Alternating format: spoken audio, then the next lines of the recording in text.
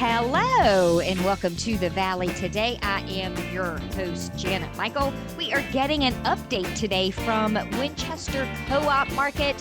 Many of you may remember they were on the show back in July. Carl Knobloch was here from the Small Business Administration, and we wrangled them into a conversation about their new organization. Joining me again for that today is Michael Daria-Beggy. He is the vice president of the board now. Christina McCarthy is joining him as well. She is their board secretary. I appreciate the two of you taking the time to bring me up to speed and to educate people who don't know about you, what it is that you do and who you are. Yeah, thanks so much for having us back. So we are a couple of volunteers that were interested in Winchester having a food co-op. And I've always had a warm place in my heart for the cooperative movement. In a previous lifetime, I worked at the Takoma Park Silver Spring Food Co-op and learned all about organics and cooperative governance and cooperative business models, and just came to believe that there are some really key ideas there that could lead to better economies, better societies, and businesses that really respond to the needs of a particular community. I see a huge opportunity in Winchester to really support more local farmers and producers because there's such a long history here. And it really looks to me like there's a new wave of farmers and interest in locally produced products. So yeah, the time feels right and I'm excited for the vision. This almost feels like, for anyone who has, everyone who listens on a regular basis knows that I'm quite the fan of House Hunters. And House Hunters International, when they go to Paris and they go to a lot of these other countries, they have these markets that are open. And while this isn't going to be necessarily set up like that, it is local people that are selling their wares for the most part. So it's as shopping local as I can get when I come there to buy tomatoes or get some other thing that I would normally pick up at a chain grocery store, right? That's right. Well, I love that you actually brought the comparison or understanding of this is a model that exists internationally, globally, really since the beginning of societies. And the formation of cooperatives are really somewhat informal, I think, in the beginning, where communities and cultures and villages would have to put their resources together, just as they still do today. So farmers cooperatives are probably going to be the most familiar model of a co-op in our community that we're going to be opening and growing in. But there's cooperatives for employment, there's cooperatives for housing, for childcare. Navy Federal Credit unions are cooperatives.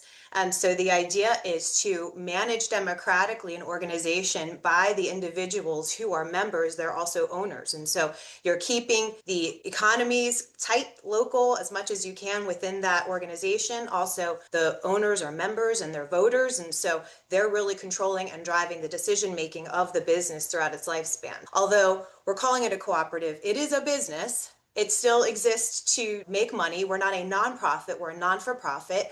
There's a slight distinction. It's important, but it's not necessarily important to know, other than this is still something that's going to keep the money in the community that we serve. That's really what our intent and purpose is for this co-op here in Winchester. And it's no small feat to start one of these. It's not like a group of like-minded individuals can meet over drinks and 6 months later you have a store and you have product and you have all of these things. There's a lot of work and a lot of research that goes into even just finding a location, first of all. I think if we had a different bank account for the co-op, it would be a different story. It's not a small feat if you have a lot of cash to get the thing started, but we're grassroots as far as our membership, which is what we're here to talk about today a bit, and just in general mobilizing and organizing the effort so that we're doing it strategically so that it does survive. We were just on a call for other startups across the country where folks have started in 2017 and are just at 600 members now. It is a labor of love. It definitely takes a lot of volunteer hours. I get often asked, how are you getting paid and how much are you getting paid to do this? And this is really where you have to show up for your community and you demonstrate through your act of time and talent. And obviously volunteers are going to be a big part of what makes this thing take off, is all the community coming together because it's one common goal we're all working towards. Michael, I remember from our conversation back in July, you have all put in a fair amount of work on a strategic plan. You know where you need to be when in order to do the next thing and to move forward to the next step. So when Christina talks about having a certain amount of members, you guys have already done that research and you've kind of already figured out where you need to be in order to do the next thing, right? Yeah, and part of the framework that we're using recommends a certain critical mass of percent of the population that you want to have signed up as members. Something like 2%? Five. I think it's five. The last. 5%. Yeah. So that's the recommendation, that you have that much representation of the community. Those are actually signed up, capitalized members, but of course we want to engage a broader audience of future members. But yeah, the strategic plan is definitely our blueprint and roadmap. Christina and I are also, besides our executive board titles, we are the leads on the strategic planning committee. And we're engaging some new people that have more planning experience. And yeah, we've been developing that strategic plan moving forward in 2026. Let's talk about membership. What does that mean? What does that look like exactly? It's a household membership. Phrase you'll hear a lot is one member, one vote. So each household gets a vote in important decisions that have to do with the governance of the co-op. In terms of the operation, it's much more traditional in contrast to worker co-ops, where you have usually more involved decision-making processes. But the board that is elected by the members will hire a general manager, and the general manager will run more traditional operation. But since we have this whole governance structure, there'll be guidelines about what percent of products need to be coming from local producers, or what kind of margins should there be for things. Or a key thing that is frequently decided upon is what to do with profits, assuming we have them, of course. But the membership can decide, do we want to run community programs that give back to the community, or we could invest in other businesses. We could offer discounts to certain populations of our neighbors that are more in need. It's up to the membership and the community to decide how to use those resources. And that's a benefit, of course, when we have the store in place and everything is looking good and you're able to go in and buy your favorite snacks and your local produce. As a startup cooperative, members really help us become a grocery store.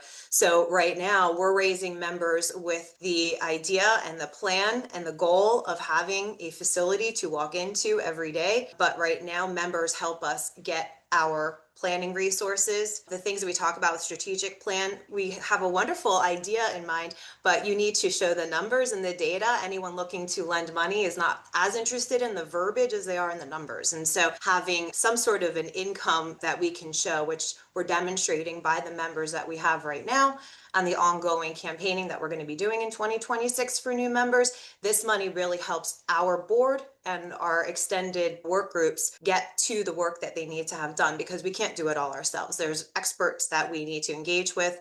All of that costs money. We want to do market and feasibility studies that, of course, we can do a lot of on our own, but there are professional organizations that really help us feel more confident in the numbers that we are using, that in fact, we're going to be able to implement them and execute successfully this plan. It's also a really good indication when you have people in the community that are saying, look, I want to be a member. I want to support you however I can. That kind of solidifies that this is a good idea and that people are on board. And That's if right. you build it, they will come. Yeah. That's what this is all about right now in this stage. That is a really great point you made, and that is one of the drivers of success, of course, from the national organization that we're using a lot for support called Food Co-op Initiative, where their framework includes that you have to prove that this is going to be viable.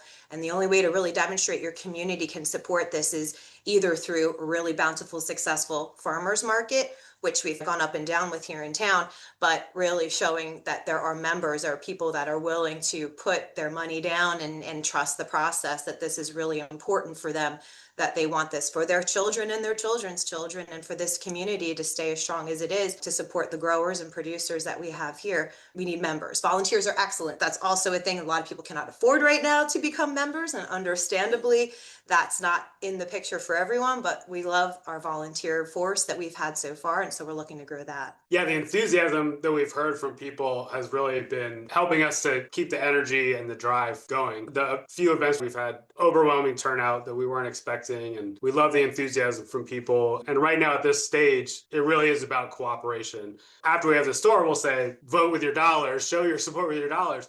Right now, we really need that enthusiasm for people sharing their vision, talking to their neighbors. Just talking about it is a huge help, and showing up to our events so that people see who the rest of the community is. We had our community picnic at the end of the summer, and I think everybody had a great time there, just meeting who else is dedicated to this dream. And so showing your enthusiasm and connecting with other people is a huge help right now. It's also the epitome of their strength in numbers. Your membership fees aren't crazy expensive. So I think it's great that it is affordable for many of us in the community. And sometimes people look at that and go, yeah, but how are you ever going to get to where you need to go if this is all that it costs me to be a member? And Andy, Gail, and I from United Way talk a lot about this on the air, in that individually, that may not be something that's attainable, but you bring 100 people in, 200 people, 1,000 people, all at a certain level, suddenly now you've got some traction.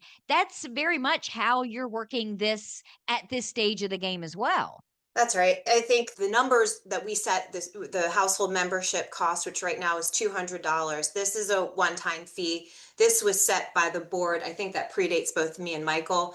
This is a number that is, I think, we came up with in this community. It is not a standardized thing. So if you go to a co-op in Maine or a co-op in California, it might be different. I joined a co-op in Martinsburg when I first moved to the Winchester area, and that was an annual membership fee because the business has been running for 30 plus years, and there are challenges and there's ups and downs. And so she had to adjust and change that. But we hope to keep it this way. Of course, that membership fee is not going to finance us entirely, but it definitely shows that it can be something that the community supports. The Common Market, which is in Frederick, and it's been a really thriving model for us to emulate, has been existing for over 50 years. I think they have somewhere like 22,000 members. I mean, it's outrageous how many members that they have, and I'm a member there. The idea is this is not a one-time campaign. This is, once you invest in this membership, this is something that other members hopefully continue to build that momentum by engaging their new neighbors. You don't have to live locally to be a member. We have folks from New York City that are buying memberships, and they're buying gift memberships for people that live here, but they come to Winchester a couple of times a year. So it's really exciting to see kind of the generosity of neighbors for one another through this. And also just to show that the membership idea is you don't have to be a member to shop there, but you're a member if you want to actually drive the decisions and help make the vision come to life. Let's take a break. When we come back, I know you're hosting 2 events. You've got a volunteer training on Tuesday, January 27th, and then a public talk on Wednesday, January 28th, both with John Steinman. That's going to speak a lot to getting those volunteers and helping people. Michael, when you say we just want our neighbors who are involved to explain to their neighbors what we are and how it works, these next 2 events are going to be central to be able to help people to do that. Can we get details for all of that in the next segment? Yeah, absolutely. We're on the Zooms today talking about the Winchester Co-op Market. Joining me is Michael Darriabeghi. He is vice president of their board. Christina McCarthy is joining me as well. She is their board secretary. We're going to come back and get more details about some upcoming events in just a couple of minutes. This Saturday, Henry Mueller will change the world. He has no idea that's what he's going to do. He only knows that he went to justserve.org and signed up to spend time at a senior center Saturday morning. As he browsed through service opportunities in his own community, he remembered the words of Paul to the Galatians, "By love, serve one another." Little does Henry know that Saturday morning he'll end up speaking to one senior in particular who hasn't seen his family in several weeks and is feeling especially lonely. Henry doesn't know the short time he'll spend with this man will lift his spirits, cheer his heart, and make his life just a little better. Through love and service this Saturday, Henry Mueller will change the world. See the difference you can make. Sign up for service opportunities in your community. Visit justserve.org.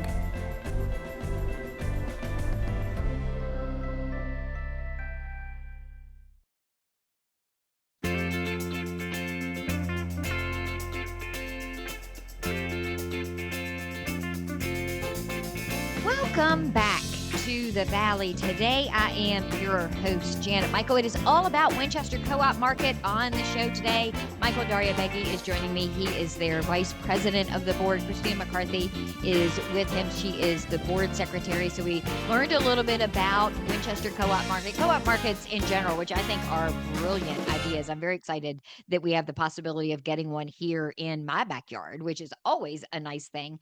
But it doesn't happen in a vacuum or by itself, Christina. You've got John Steinman who's coming in. He's going to lead a volunteer training. He's going to do a talk to the general public to help people understand exactly what this is and how they could benefit from having one in Winchester, right? That's right. Thank you for that. We love to talk about the co-op, our board and our volunteers and our existing members, but this is an author, John Steinman is an author coming in to help support the case. And he comes from Canada, where he has been the elected director of Canada's largest independent retail consumer co-op, which is called the Kootenay Co-op. I always have a hard time pronouncing that, so I have to look at my notes. He's from British Columbia, but he also is still running a podcast, and he is the producer of a radio show, Deconstructing Dinner. And so he talks about the reconstruction of the food system. He breaks down, both in Canada and in the US, what the food scene really is, where food's coming from, how does it end up the way it is now? Why are grocery stores look the way they do? Why do our plates look the way they do? And what's important about cooperatives in your community, whether or not you have 16 retail grocery stores or you have a very small rural community grocery store that maybe just isn't quite cutting it. So the first session that John's going to be doing for us is going to be really an education session, and Michael can talk a bit about that. Yeah, we're excited to have these two sessions with John, and the one in particular that I'm really looking forward to is this volunteer training, where he has a topic that he's talked on many times and has really good perspective on. How do you talk about this complex concept of a co-op that may not be familiar to a lot of people? So yeah, we're recommending that anybody that is interested in supporting the co-op or interested in getting involved directly as a volunteer, it'll be a great kind of preliminary to an event that we're going to have in February, which will be a volunteer recruitment fair. We really want to take it to the next level with getting our volunteers hands-on. So the fair will be presenting a new work group structure that the strategic planning committee has been working on to break down all these different areas of the startup framework that we're following, so that we can get people with different backgrounds and skills and availability able to contribute their unique contributions to the effort. I think kicking that off with having John Steinman on the 27th, on Tuesday, January 27th, do that overview so that people then have a basic understanding of this is what it is, this is why it's important, and this is how you talk about it. Because you want to make sure that people that are out there talking are getting it right and are explaining it in a way that other people can understand and then wrap their arms around. So I love that you've got this different approach to, okay, we want to get these people in and we want to get them to understand and educate them, because in February, we're then going to start asking them to be boots on the ground and put their skill sets to use to better our organization. So I think you've really gone about this in the right way. This is something that other cooperatives in our region helped organize. And so as cooperatives do work together collectively, much stronger together, we have him for a couple of days, which is wonderful. And that's part of those membership dues help support efforts like this, which really do put us in a strategic place where we can empower our volunteers beyond just what Michael and myself and Berta and Kay and the other Michael can do, but also allows people to hear from different voices and exchange and share. And there might be experiences they don't realize that they share with volunteerism and with cooperatives. So the volunteers have already signed up to work with us. We really appreciate all of their engagement thus far. We haven't had a whole lot for them to do other than some of our friends kinds of Old Town activities and events with our First Fridays. We're really grateful to that organization for being a cooperator with us and getting the word out. The volunteer session is for existing volunteers that we already have some folks signed up. Essentially, if you want to volunteer with our organization at all, we have a form on our website, and then you can then sign up to volunteer and be part of this January 27th event that's going to be right across the street from Winchester Brewworks, where we're going to have our community session. It's going to be at the Our Health Conference Room right there on Cameron Street. So, about that particular event, people do need to register. They can't just decide they're going to show up. It's on Tuesday, January 27th. What time is it happening? What can they expect when they come that day? John is going to be there ready to engage with folks around 5:30. We're going to have a little bit of a shared meal. We're providing some food. If you have any special dietary needs, you can reach out to our info email address and we can help with that. But we're going to be providing dinner for the volunteers that attend. And it's going to be a pretty interactive session. I think the capacity is going to be somewhere between 25 and 40. Right now, we're already pretty close to that 25 number. So again, thank you to the volunteers thus far who have signed up for this. Then you've got this really cool event on Wednesday. So you got your volunteers coming on Tuesday, the 27th, and then Wednesday, the 28th. The general public is invited to Winchester Brewworks to hear John talk for themselves and to maybe get their heads around what this is and what role that we can play. Maybe we're interested in being a member, but we don't really have the time, or we have the time, but we don't really have the cash to be a member. That's what this Wednesday, January 28th event is for, right? Right. So John Steinman is an author, and that is now really what his efforts are focused on. He still runs his podcast, but The Grocery Story was published in 2019, and the full name of the book that he's going to be speaking about is called A Grocery Story, The Promise of Food Co-ops in the Age of Grocery Giants. So take from that what you will. You can do a little bit of research ahead of time by pre-buying the book through Winchester Book Gallery. We'll have a link that the proprietor has generously offered. And pre-ordering the books, we'll also have books available for sale at the event. So we can just do a purchase right there on site with cash, whatever you prefer. If you don't like to do the online ordering thing ahead of time, you can pick the book up from the book gallery ahead of time if you do that pre-order option through the link. Buying a book through the book gallery supports a local business. It'll support the co-op generously, and of course supports the author. And I am a huge fan. Christina and I are soul sisters. So I am 100% in favor of whenever you can buy any kind of a book at Winchester Book Gallery, that is where you should go. What a wonderful place. Yeah, if we could be anything like the book gallery with a co-op, except for books, we're going to have food. It's kind of what we have in mind, the smell, the feel, the community. If you've gone to a book reading before by any author, either at Book Gallery or at Brewworks, I've been to some of the readings that they've had there. It's going to be a really wonderful opportunity to engage with your neighbors. We're, of course, going to have some food provided, but we do ask folks to bring your favorite snacks to share, or if there's any kind of special stories you want to share about co-ops, I'm sure we'll have time for community sharing. We're capped for that event as well with capacity. We already have a really great number of folks that want to come. Of course, by attrition, some folks might fall out. So we do ask for registration through the Eventbrite link that we have on our website and on our socials. But yeah, we'd love to have folks sign up for that ahead of that January 28th date. I think you'll still be able to show up, but of course, give us a head notice just because this is a limited capacity event as well. Winchester Brewworks is a good space, but they still can't fit 3,000 people in there. No. So. No. We don't have the outdoor now space to use. We wish we could have that parking lot, but yeah. But we do want to keep it intimate. We want to make sure that folks can engage.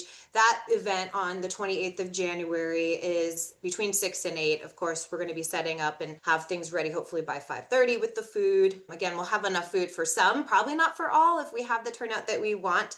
So in the spirit of cooperation and sharing, of course, if folks can bring a plate, and that's going to be kind of the theme as we do events. Our community and membership picnic that we had back in September was a wonderful success where folks shared their beautiful food, either from their kitchen or not, whatever is your favorite way to eat. But it was a great way to share a plate and share community, and nothing's better than doing that together. And especially with a pint of beer from Brewworks, of course.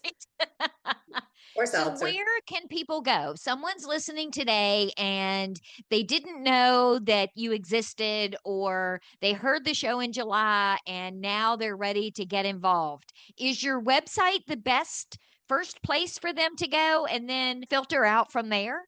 Yeah, the website's a great place to start. Facebook also will get you there. We have links on there to the website. winchestercoop.market is our domain. I recommend everybody sign up for the newsletter, please, at the very least. If you think you're already there, ready to support as a volunteer, the volunteer sign up puts you in that first group of people that will have asks for and opportunities. But at least sign up for the newsletter to stay up to date. Okay, so I have to have you tell everyone what the name of that newsletter is because I think that it is brilliant. That's a little bit of a trope in the co-op community, but it's the local beet, and that's beet like the vegetable. I think I signed up for that newsletter after you did the show in July, and the first one pops into my inbox, and I was like, "Oh my gosh, that is genius!" Thank you. And it's I got can't a take lot of credit really for good that. information in it. It keeps you up to date on what you guys are doing. If you've got this recruitment fair going on, or you have a volunteer opportunity, or you're doing events, but it also gives some insight into what a co-op is and how it could impact your grocery shopping or your diet or how your family eats on a day-to-day basis. So it's got a lot of really good information in it. So kudos to you for putting that together. Yeah, I'm proud of our newsletter. I can't claim to have contributed most of the content, so I'm thankful for the other board members and volunteers. But we went to a conference this past summer of co-ops, and I was really touched to find that there were people from other states that were following our newsletter. And they said, "Oh, you had that great event, and I'm a member." And so it's just really great to feel part of that larger community. Co-ops are really close-knit. It's really easy to make connections with people in other states, organizing co-ops or already formed co-ops. And yeah, the newsletter is one nice way that we're brought together. Well, I appreciate both of you taking the time to give me the details for everything today. I'll put all of the links that you talked about in the show notes so people can go to the valleytodaypodcast.com and just click through to register for Tuesday the 27th or Wednesday the 28th or to get the newsletter so that they can be aware of the recruitment fair that you're doing in February and all of those cool, fun things. But thank you guys for the work that you're doing and for taking the time to give me an update about it today. Yeah, thank you so much. And if I could just put in one more kind of reminder to folks to learn about co-ops is really just to study them and to see the different models that exist to help develop and form what it is that you want as a member or as a community member at large. When you're traveling, when you are visiting a friend or going to a meeting in a different town, look and see if there's a co-op that you can visit and support. That's the best way to really understand what it is we're trying to do. There is a different feel, there's a different look, there's a different smell, as some folks have said. It is a totally different experience, and it is a community, like Michael said, of like-minded people, and I think it's something that really would be embraced in this community. The sooner we can get it off the ground, the better. So visiting other folks and supporting those communities helps us build ours. I'm gonna have to put together a co-op across America tour. There is one already. Yeah, there's some folks doing that. So let's do it. Me and Michael are in. I will be back tomorrow with a brand new episode of The Valley Today, keeping it food related, ironically enough. Wendy May from the Frederick County Economic Development Authority and I are going to meet up at Paladin's in Stephen City to talk about Fredco Eats. It is Restaurant Week, January 26th through February 1st. So Wendy is going to give us all the details for that tomorrow. So meet me back here for that just a few minutes after noon.